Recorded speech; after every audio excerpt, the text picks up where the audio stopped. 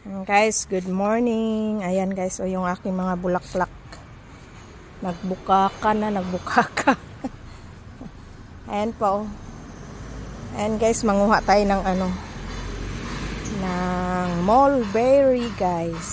Ayan o, yung mulberry ko. Ang daming bunga o. Ayan o. Ayan, pag maitim na yan ay matamis na yan. Ayan. Ayan pa o, ang dami. Nandoon pa. Mamaya kunin muna natin ito guys. Kasi ano ba itong paglagyan ko eh. Ayan. Kunin natin kasi matamis tong yung maitim na, yun ang matamis. Ayan. Ayan. Lagay natin sa yogurt. Ayan guys. Ayan, ang daming bunga niya. Yung dito hindi nakikita ng mga ibon. So, ayan. Pero yung sa kabila, hindi pa nag-itim. Pula-pula pa lang kinakain na ng ibon. Hindi ko na lang kunin yung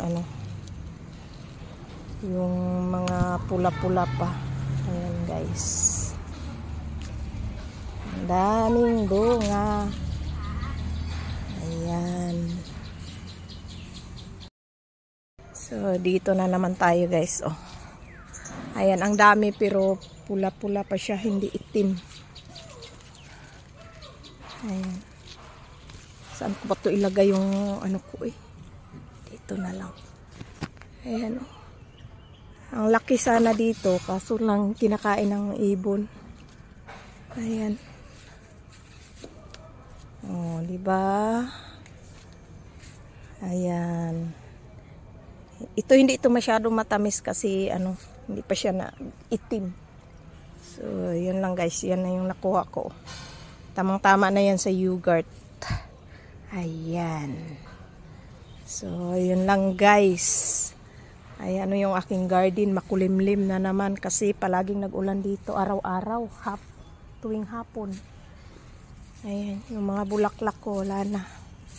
Hindi ako makapag-garden. Kasi busy ako sa loob.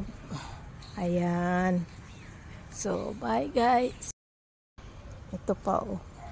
Ang ganda niya. Ayan. Itatanim ko na naman yan ulit yung mga gulang. Ito pa guys. Ayan oh. Ang daming anthurium. Ayan. Sa puno ng rambutan. So, ayan pa guys oh.